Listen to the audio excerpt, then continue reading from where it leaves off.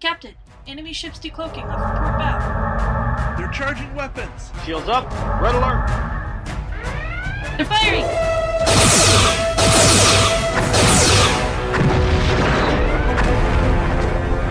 Containment failure detected. Warp core breach imminent.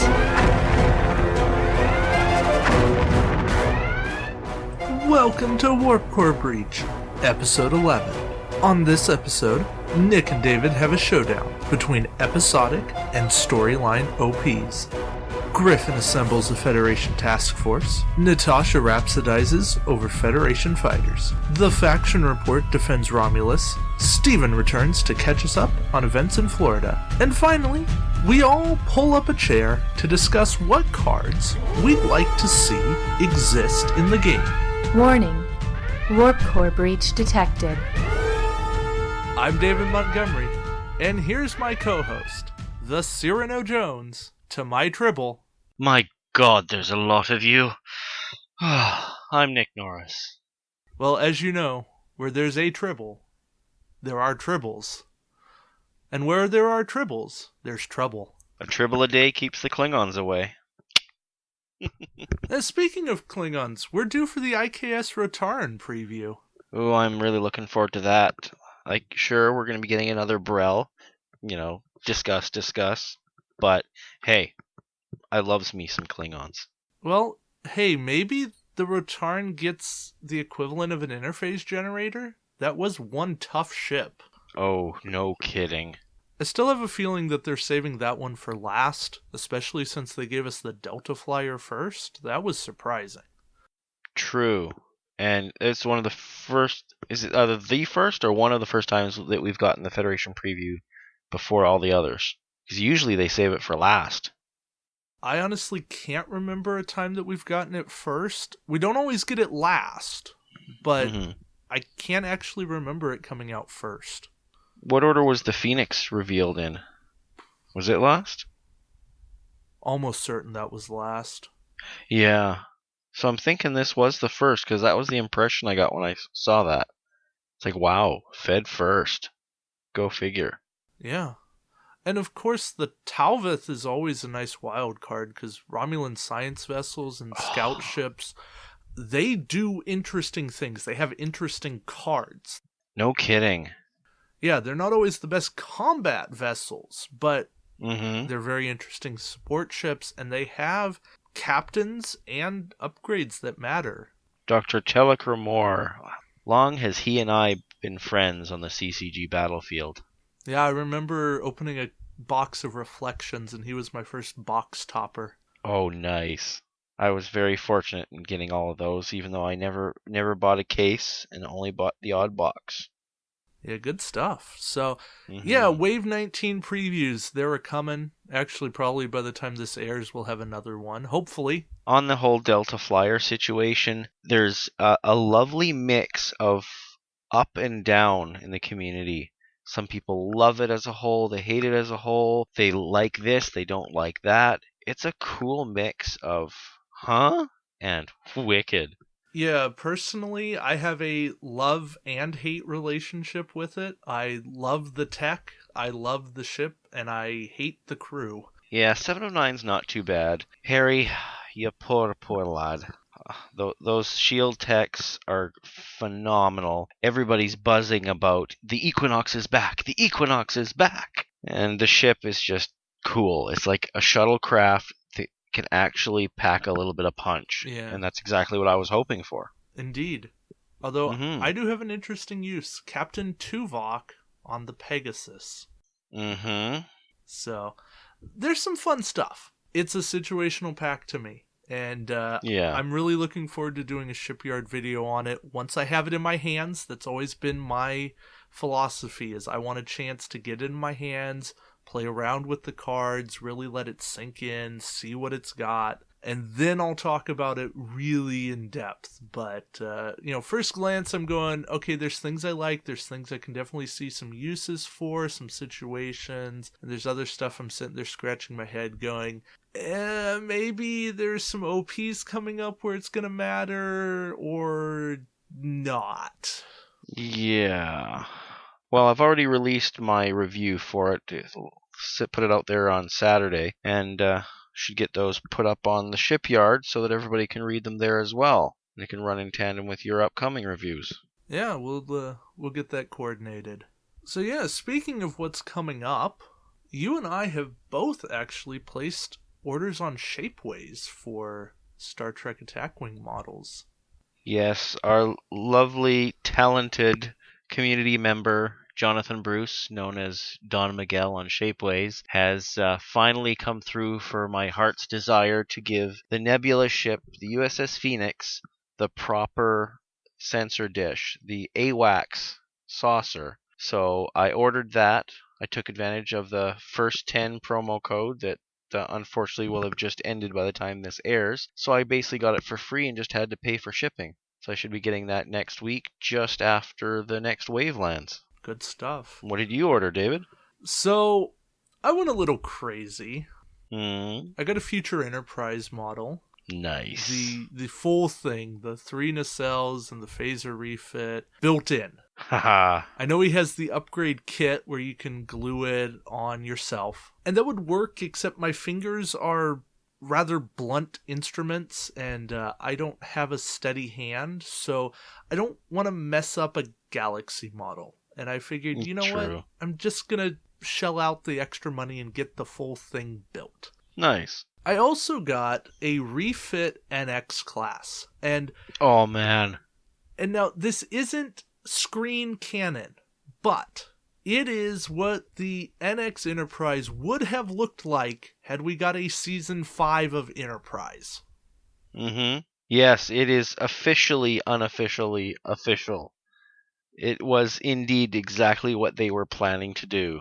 Basically, it is the bridging between an NX and, say, a Constitution. It drops it down, it gives it a full engineering pod, a censored or a deflector dish rather than just a little deflector at the front of the ship. Yeah, the full secondary hull with the extended pylons and neck. Yes. So I'll be doing a video on that and showing it off because it is awesome. I'm probably not going to get it until mid-October. Right. But it's still going to be so much fun to have. I am totally ordering that as soon as I pay off my credit card. Yes. Which should be this week. So I'd kind of made a deal with Jonathan to move up the order of the Barak preview of the reinforcement boosters in exchange for him accelerating his timeline on the refit NX design. Thanks, Jonathan. So, we love you.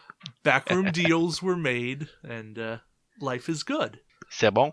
Now, there's been a lot of discussion lately about episodic and storyline organized play events. Now, before we get into weighing the pros and cons of them, let's talk about definitions. Episodic events are the one-offs. They're like Balance of Terror, Year of Hell, Peak Performance, Matter of Honor. Arena. Yes. Tholian Web. Yeah. They're the things that you just go in there, you show up, you play, you get a prize or not, and you're done. There's no standings that carry over, nothing matters. So, with a highly thematic scenario to play. Yes.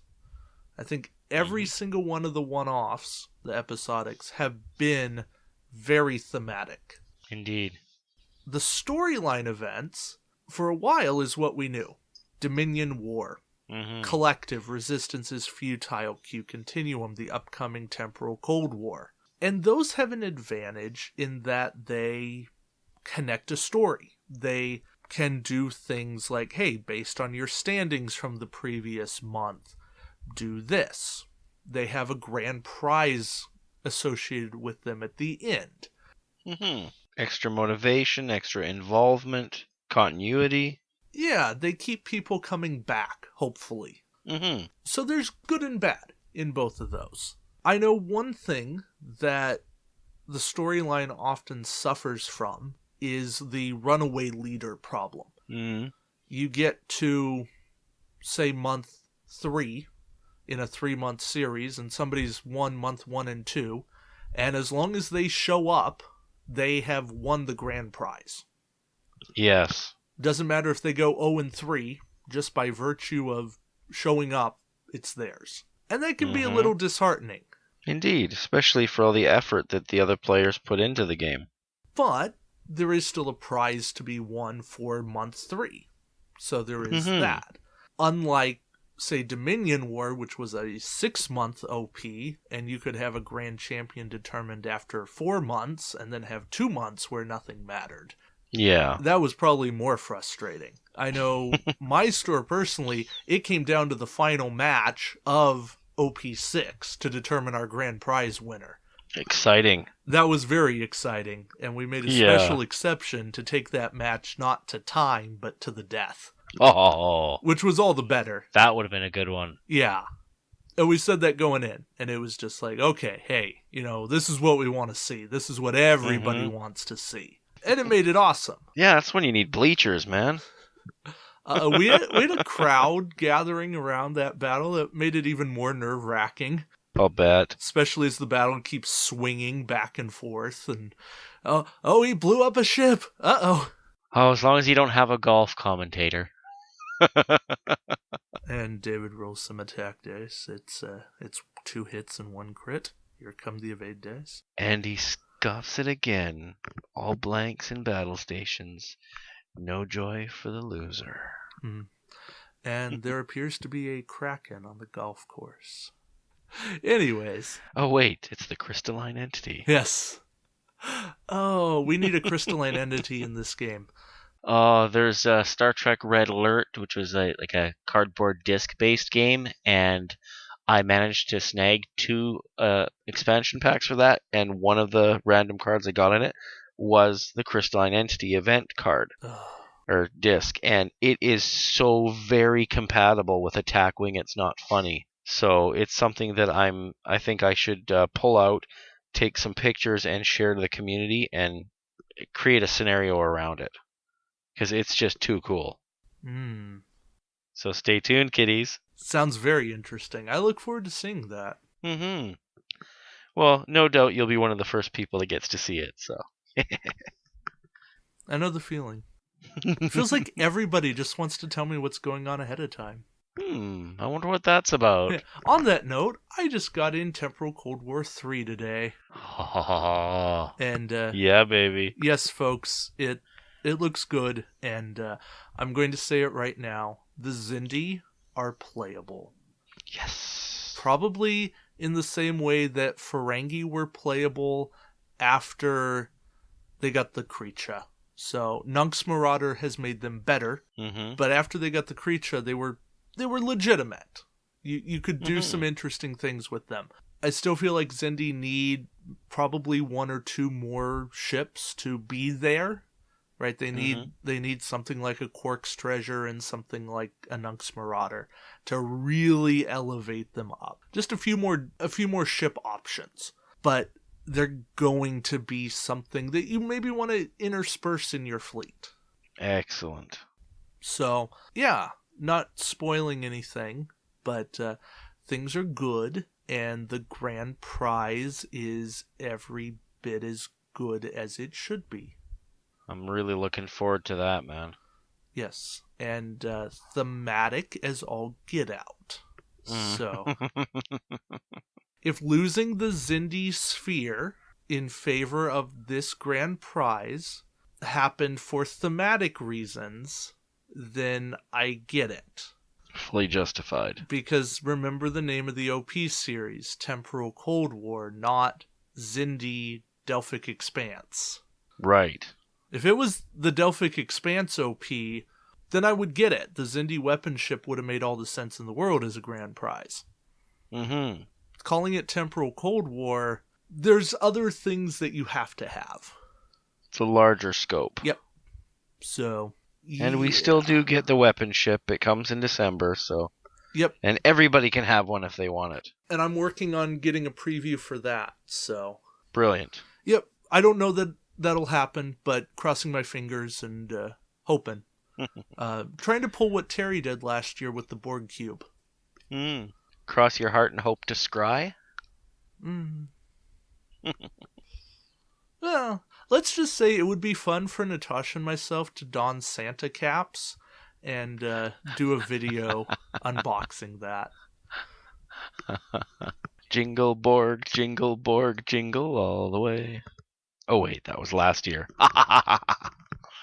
No, jingle Death Star, your planet's gonna die. It's a little creepy, isn't it? Back to the recording studio for you. So, circling back to the OP debate. Does that be a full about or a come about?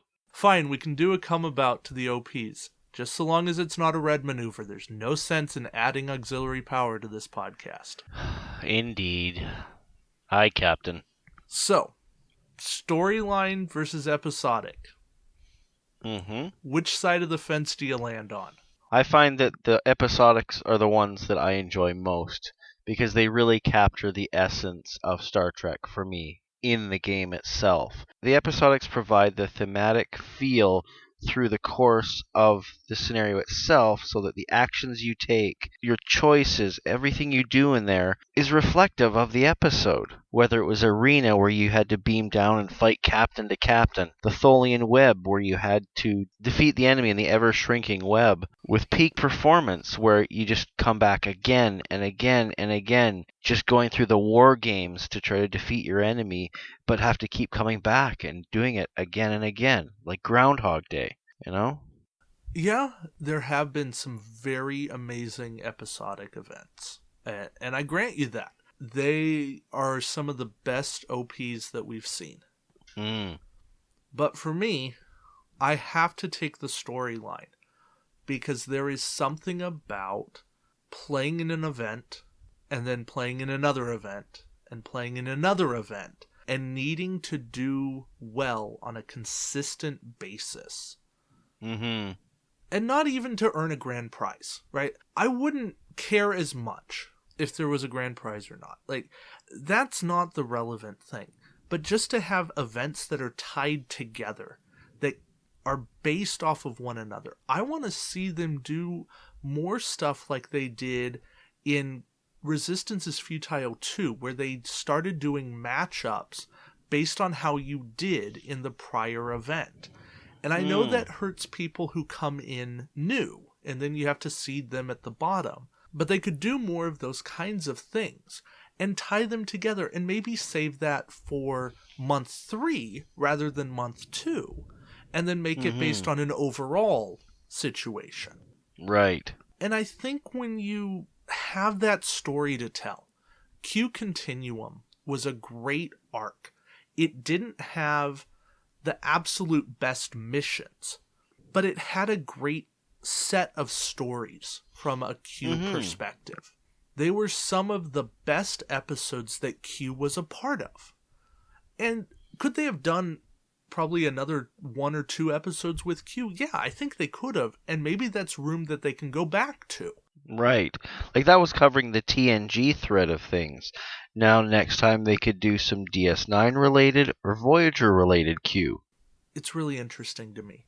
Dominion War told a great set of stuff in 6 episodes that was super thematic, and you were progressing through war. And in those days, we were getting new ships, so it felt like we were gearing up in a war. Yeah, you're fleet building to fight the enemy. Yeah, and I'd love to see almost something set up like a campaign where there was different scales. Like month 1, you only play like a 60-point ship. And then month 2, you get like 2 40-point ships or something like that. And I don't know all the specifics of how they'd implement that, but something where you could build up your forces over time and just get bigger as this war gets more intense. Yeah, it's interesting you should say that, because I've actually started developing exactly that, where you start off with one ship in the first tournament, and you progress throughout. You gain experience of a sort. You get points that you can spend to better yourself, and by the time you get to the third one, you can get a second ship. By the time you get to the fifth one, you get a third ship, and so on. And everybody gets the base, so even if you come in raw down the line, you get to take advantage of the base upgrades, but the people that have won in the past earn perks that help them step a little bit further. It's enough to give them a bit of an edge, but not so much so that it puts them too far ahead of new entries. Okay. Yeah. That would be really interesting to hear about. So, I think that there's something there. And believe me, when I'm saying that I love the storyline events, I love the episodics. I was blown away by how interesting Year of Hell was, because I thought it was going to be this narrow corridor joust. But what it ended up being was this really engaging, how do you outmaneuver your opponent? When do you take a risk? How do you set up? There was so much there that was thematic in a sense because of the way the wave was working. And was it absolutely perfect? No. But it was engaging. And it worked for me. And all of these events have had that little something that felt like you could nitpick it a bit.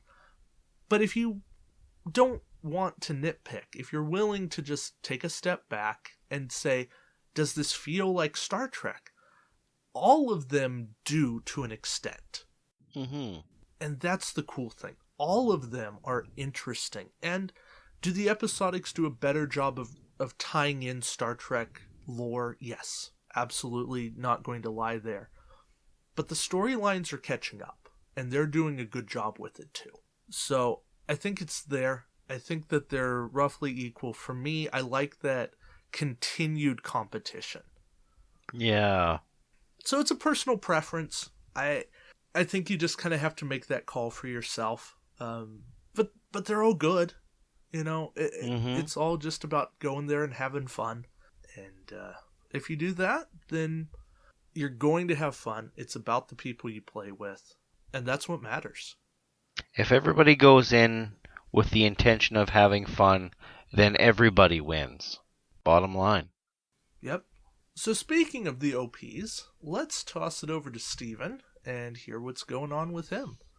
Hello everybody, this is Steven Vandeventer again from Da Vinci's DreamWorks 2 in Geneva Beach, Florida. Today I'm going to talk to you about the results from my recent multiplayer events and stuff that I have coming up. So if you remember from a few episodes back, I talked about doing my multiplayer for a Year of Hell. Well, the results were pretty awesome. We had 12 people playing the event. You could have one ship. You started with a crit already on you. You constantly had effects that would happen randomly, and throughout the time, everybody would be affected by something each turn, but you couldn't be affected by something if you were already affected on a previous turn, like getting time tokens on your ship, your captain disabled, basically to represent being in the episode, The Year of Hell.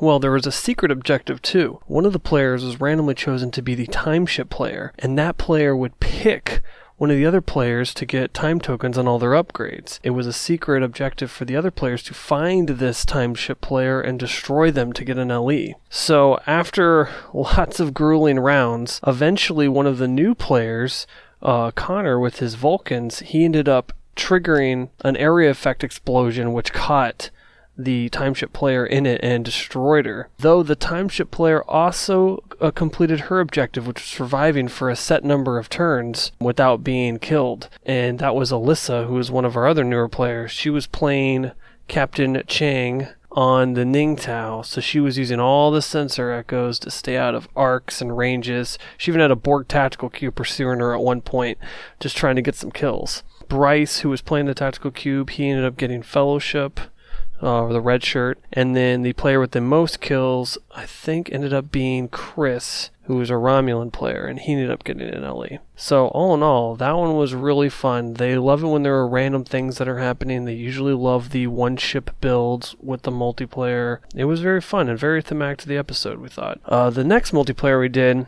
which is quite recently, was the Balance of Terror multiplayer. I talked about it also a few episodes ago. In this one, we had a neutral zone, several outposts, and a condensed starting area. Each player got given a mission card which had 3 missions that they had to complete. They were their orders, basically. They ranged from like defending the outposts, defending ships, trying to pursue other ships and guess their maneuvers, try to attack the outposts and destroy them, try to attack enemy ships and blow them up. It was pretty crazy. The opening move was great. The Tholian player, we had 17 players by the way, the Tholian player, Mark, he set his maneuver and got ready to go. And he had as one of his missions, which was retreat, which basically said you had to have 3 opponents fail to guess your maneuver and you would complete the order. So 8 players immediately try to guess him. They're all condensed and really close to him. They're like, we're guessing 1 forward. He takes it to bank, and they were all like, no, why did he do that? And then he's like, check, mission complete. But eventually he ended up in the firing arc of the Klingon player, whose mission was to destroy enemy ships, so he just like started going to town on him. The goal of this mission was to basically be the first 4 players who could complete all 3 of their orders in their order card, and then Fellowship also got one, which is the red shirt player. The Klingon player, John, he ended up being the first one actually done. Then second place was Matt with his Dominion. And then third was Connor again with his Vulcans, successfully drawing fire from enemy ships away from another enemy ship to himself. He even ended up sacrificing himself in the end, but by doing so, he did complete his last order. Then red shirt was a tie between 3 players, and we had so many participants, I just ended up giving all 3 players an LE, and so that was very fun. We found that it was kind of chaotic though. Even though this was a 1-ship multiplayer build, there was just a lot going on, and a lot of players tend to take a little bit longer, and then you'll sometimes get players who kind of have the salt factor, but they get along throughout the day, so it doesn't matter. We realized, though, that the mission is actually very good if you just play it 23rd century era pure, and as a 4-player mission where each race or faction sets up in the 4 corners with the same map, or you can play 4 teams of players. And we tried it during the week a few times, and it was pretty successful and fun, so we might keep trying that for funsy missions. So upcoming this Wednesday, we're going to actually do a proxy blind booster event. I have enough ships to proxy at least 2 of all the blind boosters, and I printed out all copies of all the cards. So what we're going to do is a free event, and you brain 90, and you'll build 40 out of your mysterious blind booster that you get from the upcoming ones, and we're going to play with the Temporal Cold War OP1, so we can take down results of how the blind boosters in actual combat and mission play work. And probably by Thursday night, I should have all the results of my findings put up. So stay tuned for that, and then you guys can hear about how awesome things were. We have enough players that we should see at least 2 of every blind booster, so there'll be no doubt on which ones are actually performing the best in the mission and in combat. So look forward to that, guys, and I'll talk to you next week. Hi, this is Dave Griffin. Today we're going to discuss a very interesting mission called Federation Task Force. This came with the Thunderchild, and it reenacts the Sacrifice of Angels episode in which the Defiant is attempting to get back to DS9 in order to stop the taking down of the minefield. Now, the strange thing is that it came with the Thunderchild, so it casts the Thunderchild in that role. Now, the forces are unusual. For Federation, it's 120 points, including 1 Akira-class ship, but for the Dominion, it's 240 points, and there are 8 mission tokens on the side of the board. The special rules are that the board is 30 by 60 inches, in other words, 6 by 3 feet, so 2 boards side by side. And as usual in a 6 by 3 scenario, you're trying to go the long way down the board. On one side of the board, we have the Dominion forces. They have the entire northern board to set up on. In the case of the southern side of the board, the Federation enters in the normal southern entry area for a mission. In the end phase, we remove 1 mission token from the side of the board. So when 8 turns are completed, the game is over and the Dominion wins. So the Federation, if it's going to win, has to win during the first 8 turns. Now, the objective on the Dominion side is merely to destroy all enemy ships or keep the Federation there to have no Federation ship escape before 8 turns. On the Federation side, it has to exit the northern edge of the board with one of its ships, while at least one more of its ships survives in the play area. And that's kind of the hard part. Now, the tactics for this scenario are extremely complicated on both sides. Usually in a mission like this, one of the parties has some complex set of objectives and the other one has a fairly simple set of objectives. And it seems like that on the surface here. The Dominion has 240 points and really all they have to do is destroy the Federation ships, which should be easy. In fact, if both sides don't read the card very carefully and just go at it like a normal game, the Federation has no chance. But the Federation realizes right from the start that there's no point in even shooting at the Dominion ships, really. There are too many of them on the board. There's no way it's going to win by destroying the enemy. The only way it can win is to run like a banshee. The first question the Federation player has to answer is how many ships to take. I think 3 is probably the right answer. One of the ships has to be configured to run, and I recommend the Prometheus for that because it has its own built-in way to go 9 per turn. And the Prometheus needs a high-skill captain because if it's going to have any chance at all at getting past the Dominion opposition, it has to be able to place last, or pretty near last anyway. And it's going to need to run as fast as possible, which probably means Picard maneuver, so its captain probably has to have a talent as well. Of course, any captain with a 9 skill, which is what I'm recommending, has a talent. And Picard's probably the right choice for the job because he can give you an evade if it comes to that. Now, the problem is that this scenario has lots of layers of strategies on both sides. So suppose the Federation uses things like the Prometheus, which can go 6, plus the Indie Dominion flagship, which can slingshot another ship forward, and Picard maneuver, which can allow you another forward sweep. You can see how, at least for one turn, the Federation ship, the Prometheus, is going to be able to go 6 from being slingshotted, 5 on its own power. It can't go 6 if it wants to activate Picard maneuver, and then Picard maneuver to do another 5. So it's going to go pretty far on the first turn, or at least it has the potential to do so. On subsequent turns, its inbuilt feature will allow it to do effectively another 3 from its initial 6, so it can do 9 per turn. So once it gets ahead, or I should say behind, the Dominion, there's going to be no catching it. At best, you're going to have a couple of shots before it's totally out of range. So the Dominion, seeing that, can't just cluster its forces together. If it does, the Federation vessel will just pick a spot where the Dominion can intercept it and go screaming off into the night, which tends to imply that the Dominion is going to have to split its forces, which may explain why they gave it 240 points.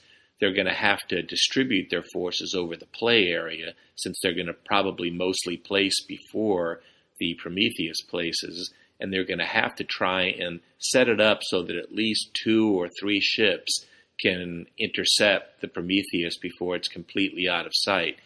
And because most Dominion vessels have a hard time turning around, it's going to be awfully hard to start going toward the Prometheus initially and then turn around once the Prometheus rockets past. So that really complicates the problems on the Dominion side. Now, they could at least put 1, maybe 2 ships with high enough captain skill to place after Picard, but at most I suspect they're only going to be able to get 1, maybe 2 ships in the way of Picard's ship. And the problem with that is just being in the way isn't enough. They have to be in the way that he can't go his initial speed and then get over the top of them.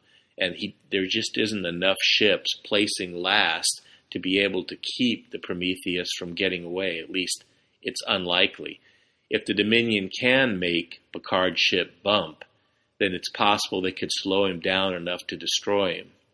So let's suppose for a moment that the Dominion decides they can't catch the Prometheus. If they can destroy the other ships in the Federation task force, then even though the Prometheus might get off the board, they still don't win. But even destroying those other 2 ships is going to be a problem, not because they're hard to destroy, but because they probably have a fair number of hit points, whether they're Excelsior class or Prometheus class or Akira class. And it's going to be hard to kill them quickly. Even with concentration, that would be somewhat challenging. And they're not going to have concentration, probably. But still, they can try and configure in such a way as to let Prometheus go and to concentrate on the other 2 ships. And if they do manage to kill him, then they win the game. The Federation might decide to take 2 ships and configure them to run, and that might complicate the Dominion tactics as well. Or the Federation could choose a fighter squadron. It's not clear whether a fighter squadron constitutes a ship for them winning the scenario or not, but if it does, a fighter squadron is going to be hell to destroy. So this is one of those scenarios that just keeps going and going as far as tactics. There really isn't an obvious best tactic on either side, which is one of the things that makes a scenario great. I would rate this at least 3.5 stars and say that it's definitely worth playing, but it's going to be a handful because for the Cardassian player, he's got a lot of ships, and even controlling that many ships on the board is not going to be easy. So for both sides, it's going to be quite a tactical problem. So have fun with this and let me know how it goes. And here's Natasha with Dude, It's Just a Game. A perspective on Star Trek Attack Wing from someone who isn't completely obsessed. Hey everyone, thanks for tuning in. So today we're going to start probably kind of a long series of talking about my favorite ships that I like to play just because they're a lot of fun. Probably near the top of that list would be the Federation fighters. Okay, it's not technically a ship, but maybe that's why I like it so much. So I like to fly the Fighter Squadron 6. David likes Hideki. You like Hideki fighters? I do like Hidekis. I prefer Fed Fighter 6, but somebody's called like permanent dibs. Okay, not permanent dibs, just anytime I ever want to use it. Right, so permanent dibs. But if I don't want to use it, you're more than welcome to it. So, never. Oh, well, I do not fly fighters on every build. Okay, well, that build and the build before that. Okay, maybe every build. So anyway, I really like Fed fighters. I love the fact that they take a really long time to destroy. So, they'll be alive at the end. At the end of most tournaments, I will at least have 20 points. That's my consolation to myself. Well, 24 with the named version. Oh, that's true. 24. I also like that they're maneuverable in that the comeabouts are white. The comeabout gives them a really interesting maneuver option, and it allows me to kind of come back around and hit you from behind. Because although I love Federation fighters, once they get a few tokens knocked off, they're not all that powerful in terms of attack. So being able to get 2 attacks in a row, possibly at least one of those without you being able to defend, is really fun.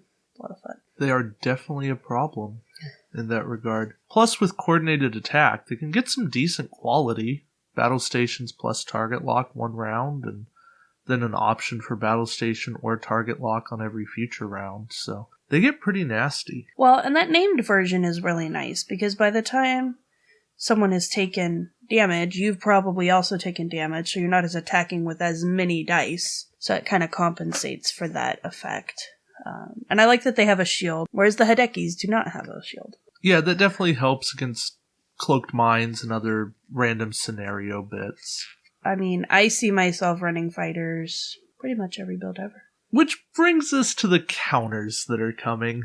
Well, okay, but I don't want to talk about that. I already told you. Yeah, well, that's too bad, because, things are coming for people like Natasha to slow her down. So, sad face. The Lakota is bringing upgraded phasers, which basically say if you hit fighters, make another attack. Yeah, the blinds, like 2 or 3 of them, were specifically designed to mess with fighters, which is sad. Yeah, and the Ferengi say, for every hit or crit you get through, destroy that many fighter tokens.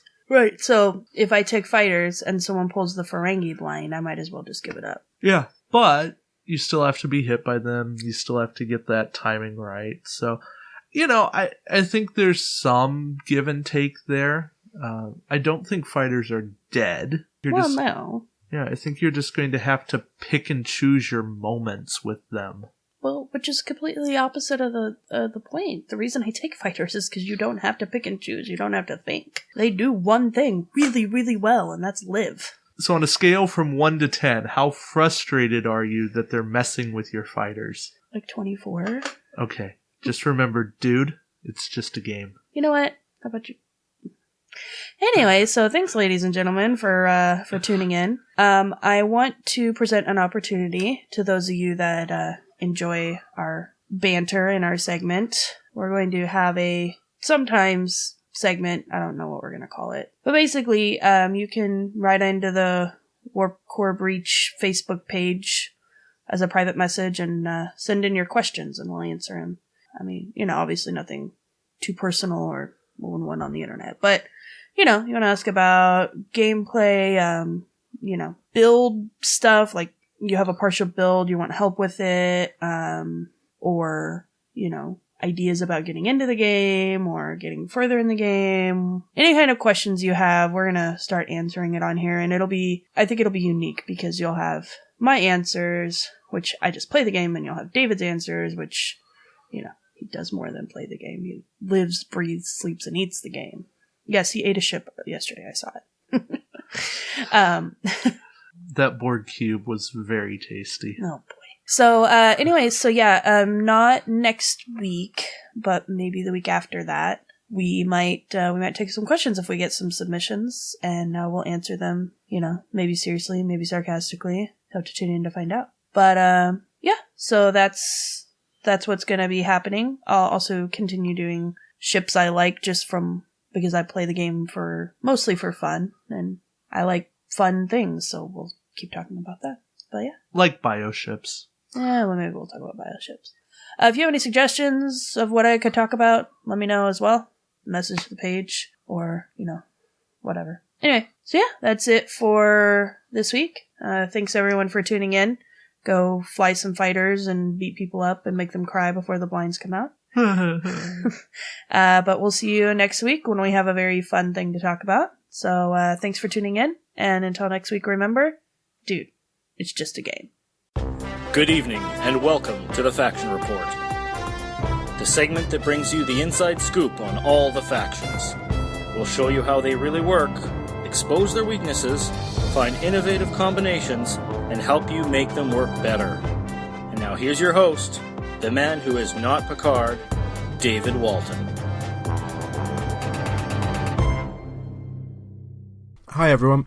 I've been talking about some of the minor factions recently, and this time I decided to switch it up a bit and have a look at one of the major factions, which are the Romulans.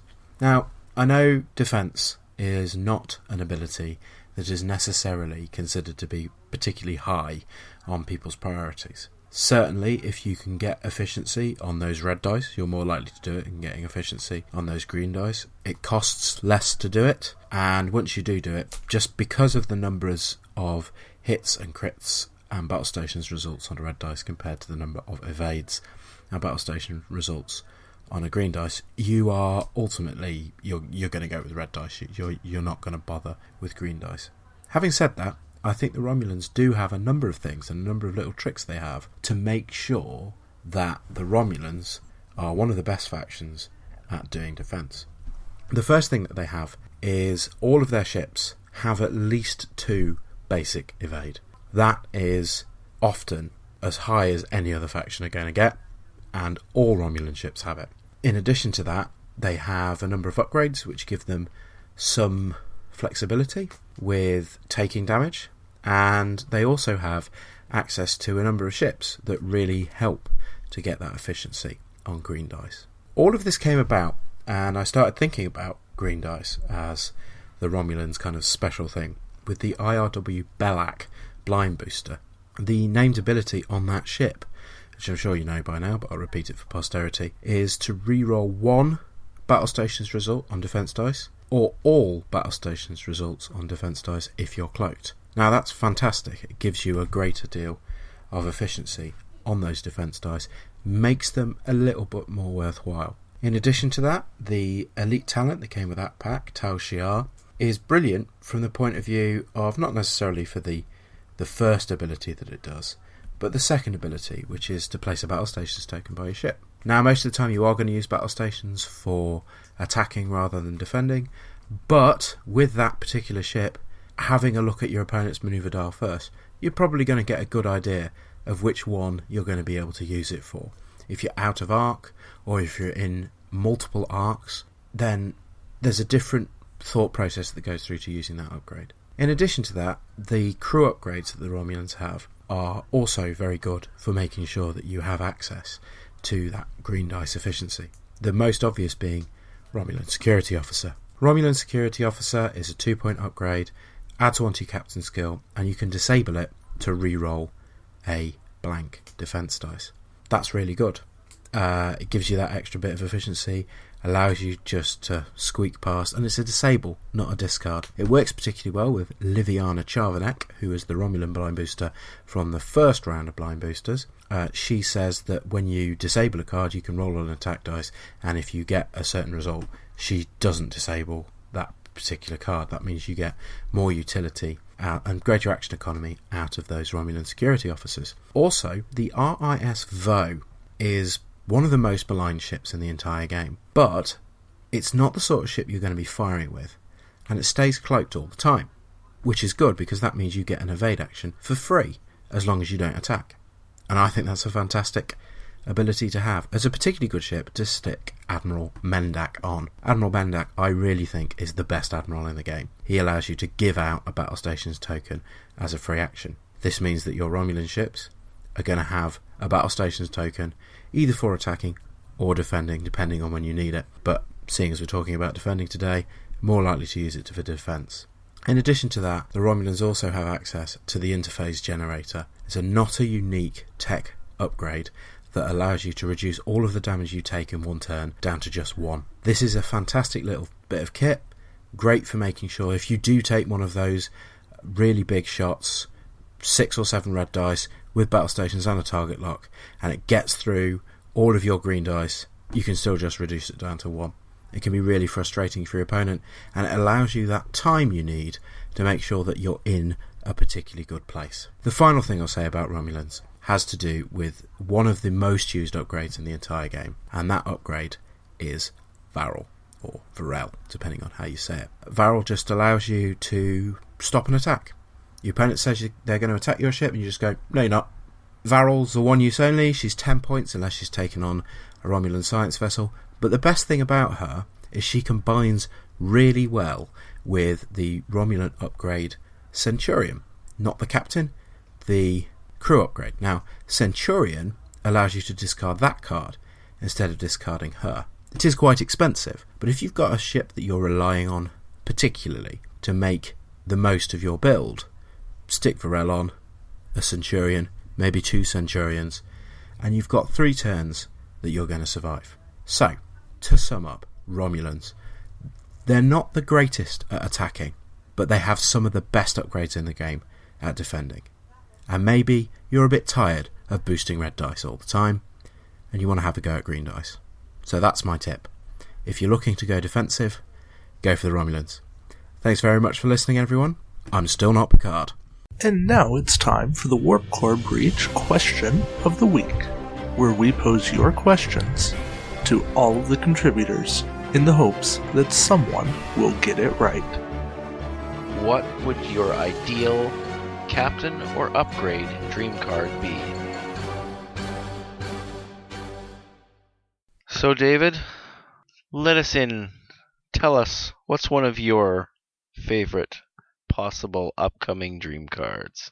So one thing I would love to see is a tech that helps Romulans better passively defend. So I call this something like improved cloaking or stealth cloaking, and it would be a 4-point tech upgrade plus 1 agility. When defending, or each time you defend, convert 1 blank to an evade. Nice. Just simple, straightforward, give them that extra agility, whether cloaked or not, and then the best conversion that they need to have, blank to evade. It's also very in theme with the way their plasma torpedoes work. Yes. Not super powerful because it does eat a tech slot, and Romulans have a lot of things that compete for tech slots. But I think it's something that's maybe on par with an interface generator that makes you think, do I want a one-time, or do I want something that's going to help me every single time? Well, you just gave me an idea. One, you could always make that a question mark upgrade that could fit in either a tech or a weapon slot, perhaps. Or, what about a Romulan question upgrade that allows you to add a tech slot? Kind of like to rule? Something like that, but an upgrade that you can put in any of your slots. Like you can put it in a crew or a weapon slot or whatever and add a tech. Because, there's not a lot of tech slot availability going around with Romulans. So it'd be something that you could just throw in to give them a little bit of a boost. Almost like a 1-point upgrade to do that? Right, but it would have to be a fills, not a counts as, so you couldn't just discount it into freebie world. Yeah, I'd like that. That would be very useful for them. I actually appreciate the differential between fills a slot and counts as a slot, because there are some cases where it really should count, which is exactly how they did like the Doctor and the EMH and the EMH Mark II. Those should count as either tech or crew. It makes sense.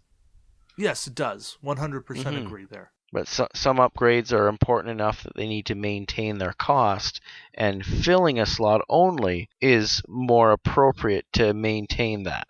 One of the ones that I would like to see is the chain reaction pulsar that we did not get with the Thunderchild.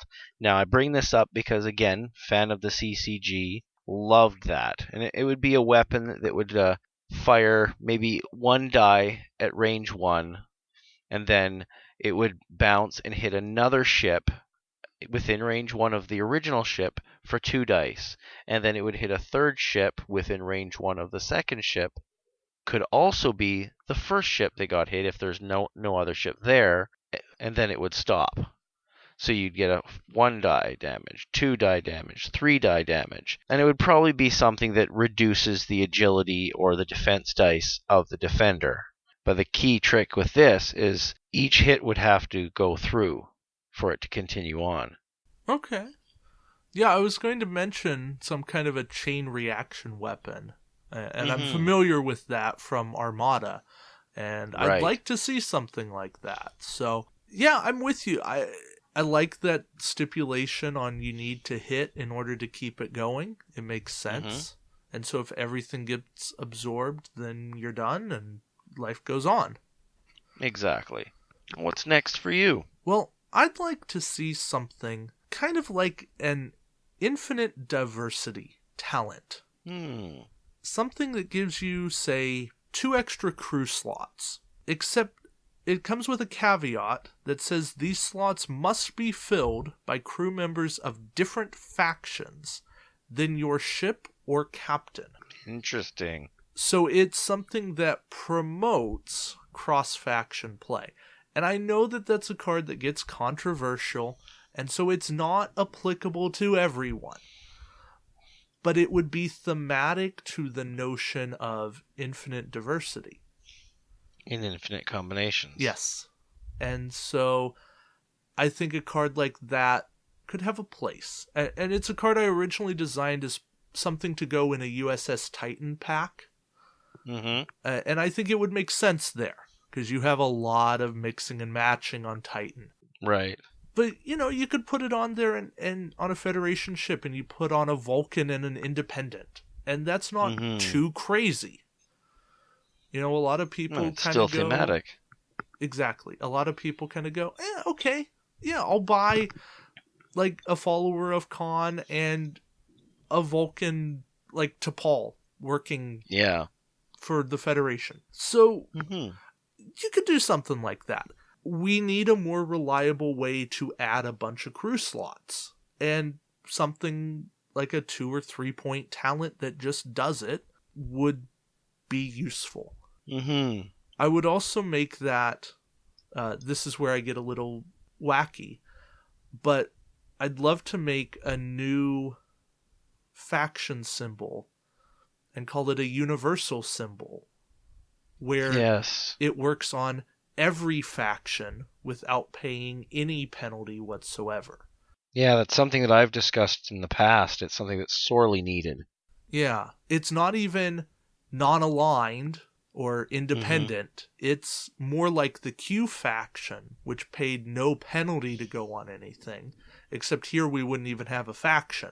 Right. It would just be a blank faction. So it really, truly would be usable on anything you wanted it to be on. Yes, and that would be most appropriate for certain tech or weapons, things that are like just general concept technology, like impulse engines, warp drives, things that anybody that you'd be dealing with in these thematic scenarios would have. And then there'd be like crew that would feasibly be anywhere, whether they're mercenaries or just contractors or just run-of-the-mill supernumeraries. Yeah. Mm-hmm. So what's your next card? Well, one thing that I think would be rather interesting is Genetronic Replicator. It's the device that Beverly Crusher used to grow Worf a new spine. Oh. Yeah. So I thought it might be another interesting way to prevent discards of crew. Or maybe even act like Sopek and resurrect crew that have been discarded in the past. That would be the ideal implementation, in my opinion. From a thematic standpoint, you're taking something that was considered dead, useless, and bringing it back and giving it new life. Okay, I've got the perfect example.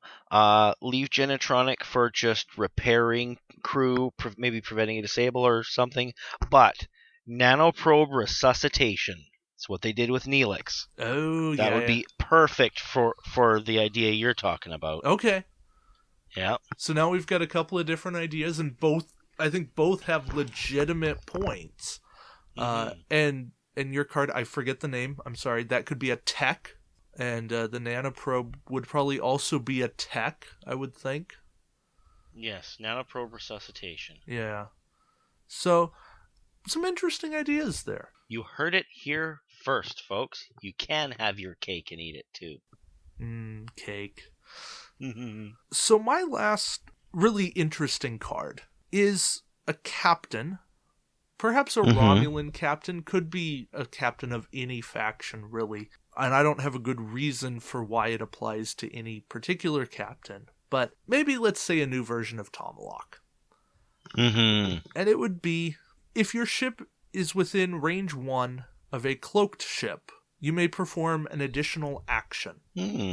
So not only do you want your ship to fly in formation, but you want to include a ship in your fleet that cloaks. Interesting. And is it situational? Yeah, you bet. But there's a place for it, I think. Now clarify, an additional action or an additional action as a free action? Because I think it would make a difference. Well, it would allow the ship to take 2 actions this turn. Nice. So you could cloak and sensor echo if you wanted. You could target lock in battle stations. Double re-enable. No, because you can't do the same action twice. Right. But yeah, there's so many good options there when you have built-in double action. Look at the proliferation of Martok 8. Look at Picard 9. And here, you're not even limited to your action bar. You can re-enable and then activate an upgrade. And that brings in a ton of potential. Possibilities are endless. Yeah, they really are. So, something like that, you need a drawback. You need it to be based on saying, maybe your ship is cloaked or a friendly ship is cloaked. And I think if you have one of those two things, it helps with the balance. Yeah. And minimizes abuse. Minimizes some abuse. I'm sure there's ways to abuse it, like a cloaked VO that never fires.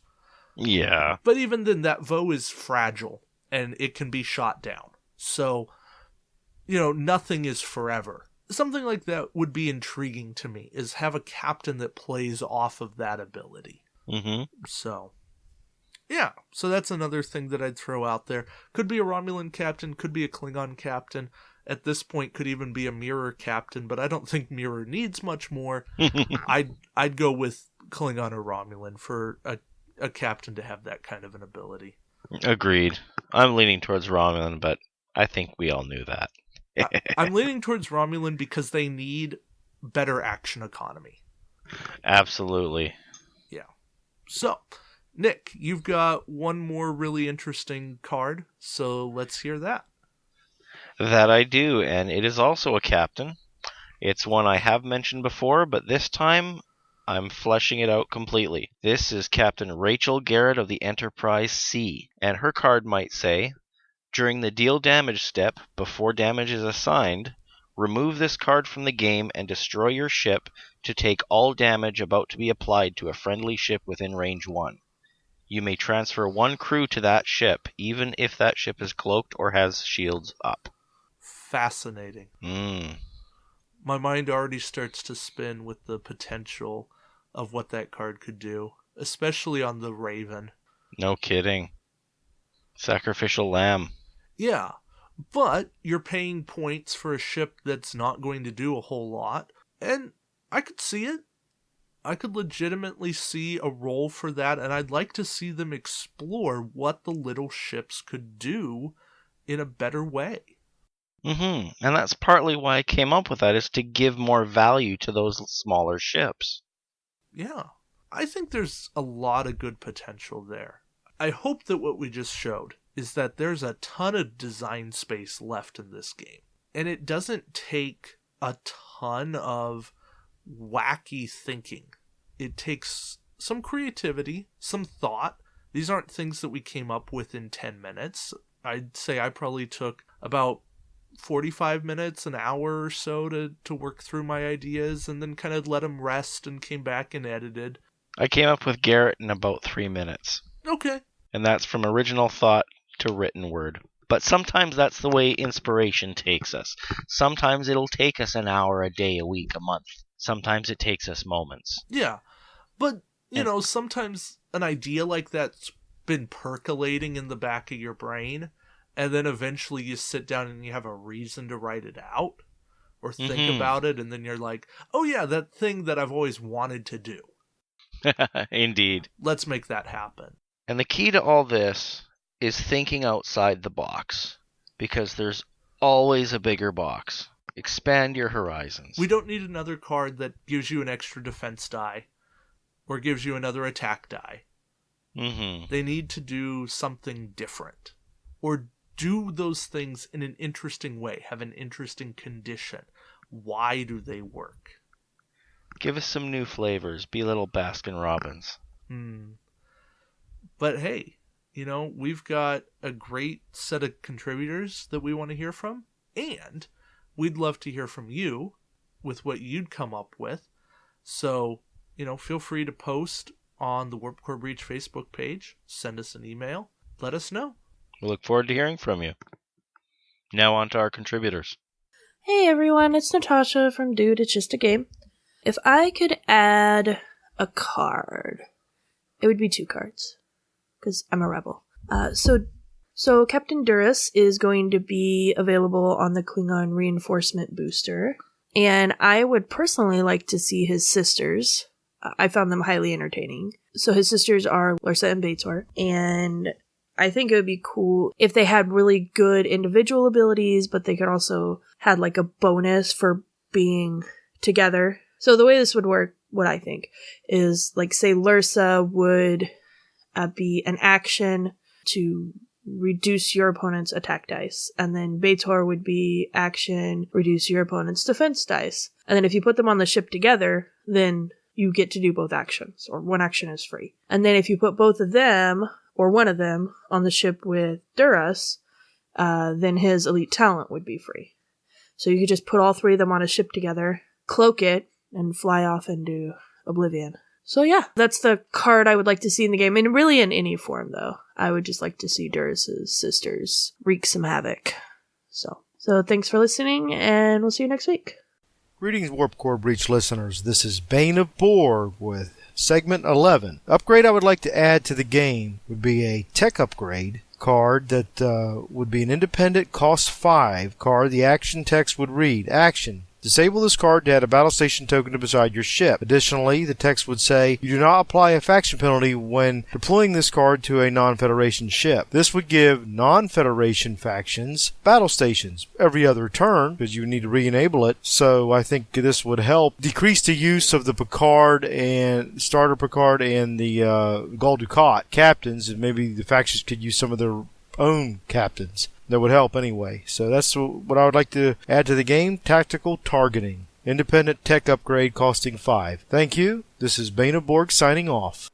I'm Goat. This is Brian. This is RJ. And we're from Red Maneuvers, and this week's question was cards, wishlist cards. If you could create an attack wing card, what would you create? So I personally would create a card that reduced the cost of the giant cube. Because it's way overpriced. It's in X-Wing, comparative, what is it, Shard and Refit? Yeah, Shard and Refit reduces the price of the A-Wing. Right. So make a card, fits in any slot, lets me stick it on the giant cube and say reduce this cost by, well, how many points would we need to shed? Well, I think we decided it should be at 52 and it's at like 88 now. Okay, so we'd need to shed 30 points. Yeah. Literally make a card. 36. Yeah, I mean, to make it the same price as Deep Space. Maybe a little more expensive. Basically, it's just a point fixer. Make it to where it actually should have been. Right. Just make a single card instead of trying to read all that says, if this is attached to the cube, it reduces its cost by 30. Yeah, and it's only going on that one ship. And they can hand it out in an OP kit with every other Reddit card. Right. Yeah. All right, what do you got? I'm going to go with a resource. And this resource would say that your opponent cannot target lock you. And you can't target lock them. Target lock hater. Right. Yes. Yeah. Very much so. So just no target locks the whole game. No target locks, it'd be like 10 points. Yeah. Okay. I was originally going with Data's poetry jam session. Right. But I did think that might be a little too complicated. But some anti-fighter tech where you could split fire or basically do layered multiple attacks would be great. Double attack against something a lot similar to the the Ferengi missile, or do 2 attacks. Yeah, there's a one came on, I think the Valgene as well, that does that. Yeah, something like that. Where you roll dice, and then you get to roll more dice if some of those hit, and you get to roll more dice or whatever. Called anti-fighter screw you card. Pretty much. That's what they call it. Because they're becoming the new hate. Yeah. Yeah, everybody runs them all the time. And there's only like a handful of things that deal directly, silver bullet them directly. Basically. Yep. All right. Have a good one. Have a good one. Hi everyone. I think if I could create any card, it's a card that I kind of hoped would be included in the Enterprise E expansion when that came out many moons ago. It's the Riker maneuver as an elite talent. Some kind of elite talent that allows you to drop gas on your opponent, and if they fire at you, they take damage. That would be brilliant. I think it would be really thematic. It would fit with the film Insurrection really well, and it's a card that I kind of feel it needs to happen because there are so many Rikers in the game. Why can't we have a Riker maneuver? So if I could create any card for the game, it would definitely be the Riker maneuver. But I'm not Picard, so what do I know? Hello everybody, this is Aaron Percival, and I'm here today to tell you what card I would make if I could make any card for Star Trek Attack Wing. Now, when I started playing the game, I was all about the Romulans, and then eventually, dice modification made it really hard to actually survive being cloaked when being attacked. So one thing I've always wanted, since the very start of the game actually, has been a Drex for defensive dice, for green dice. So I'd like to see some sort of Romulan card that for an action converted all battle stations into evade results. Or maybe some sort of improved cloaking device where it provided a minor passive modification to green dice, sort of like Dungeons and Dragons Attack Wing has with one of its abilities where you can convert at least one battle stations into an evade result. So something like that would also be pretty nice. I'd like to see them make cloaking a bit more reliable, especially with how reliable green dice can be when you're playing with the really, really defensive Federation sort of dreadnoughts with with Hood Riker and Shelby, and the shields upgrade from the Raven. The name escapes me at the minute, but that kind of thing. That's what I'd like to see. Thank you. Hi everybody, this is Will. And this is Liz. And we're going to talk about a couple cards that we want to see added to Star Trek Attack Wing. I'd like to see one of my favorite characters. I would really love to see Guinan. What would Guinan do? I think she would add +2 to your captain skill, because she's always giving advice to Captain Picard, and she does give really good advice. Better advice than Troy. Yep. And I think her actual skill would be that you could use her to place 2 time tokens on an opponent's upgrade, and then 3 time tokens on her. So you couldn't use her, over and over. There would be one turn when your opponent could use that upgrade again before it could be disabled. I think it's pretty cool because she has a sensitivity to time, and time tokens are one of the best timey-wimey mechanics we have in the game right now, so that's a pretty good idea. Maybe she could even work better against Q upgrades or Borg upgrades, because she didn't get along well with them. Yeah. All right, what's yours, son? I was thinking about a way to introduce Wesley Crusher into the game. I realized we'll probably see a Wesley Crusher card in the Hathaway coming up soon. But I was thinking, what would I make his ability? I think the best thing to do would actually just make him like a Cyrano Jones type of card. And Cyrano Jones just adds a Tribble token at the beginning of the game, and he has no other effect. I think Wesley Crusher would be cool. And instead of Tribbles, he would have nanites, the little microscopic machines that plague the ship. And it would be a lot like Tribbles, and I think maybe Wesley would also have an effect that maybe his own ship would not be affected by them. That's a good idea. But then they would affect ships in a negative way. But they did affect the Enterprise. Maybe they would affect the Enterprise. Possibly, but then why would you equip him? But maybe he would have more benefit in capturing them. Maybe. Or maybe he could have text where he could beam them onto an enemy ship through their shields or something like that. Oh, cool. And what effect would they have? Because the Tribbles also had an effect themselves. Well, first I was thinking they'd be like an anti-Tribble. They would reduce your attack and defense die, but that's kind of generic. We've already seen that before. So I was thinking as the tokens build up on your ship card, they would actually cover up the action bar on the thing, and you could choose which action bar action you could no longer perform each time a new nanite showed up. So if you had 4 nanites, your entire action bar would be kaput. And then after that, you could start reducing your attack and defense die. Ooh, I love that. I think that's really thematic. Because that'd be kind of fun way to use the tokens on the actual card. Yeah, you make little tokens that just cover up the little symbols. Exactly. Oh, I like that. Because they muck up the computer system, and they keep you from doing scans and all kinds of stuff like that. And they get in the phaser banks. Exactly. Oh, I love that. So one honorable mention here that we thought up was also the Horgon, which would show up as an elite talent card. Basically, its effect would be Seeking Jamaharon. And it would disable both your captain and an attacking captain. Getting a little bit not safe for work with this, but we'll not go into the gritty details. But yeah, you could, when an attacking ship attacks, you would disable your captain and the opposing captain before the ship, and they wouldn't be able to use their ability on the attack. Oh, and I think it would be a discard. It would be a discard, yeah. It would be just a kind of a fluffy, fun thing. So it's a cute idea.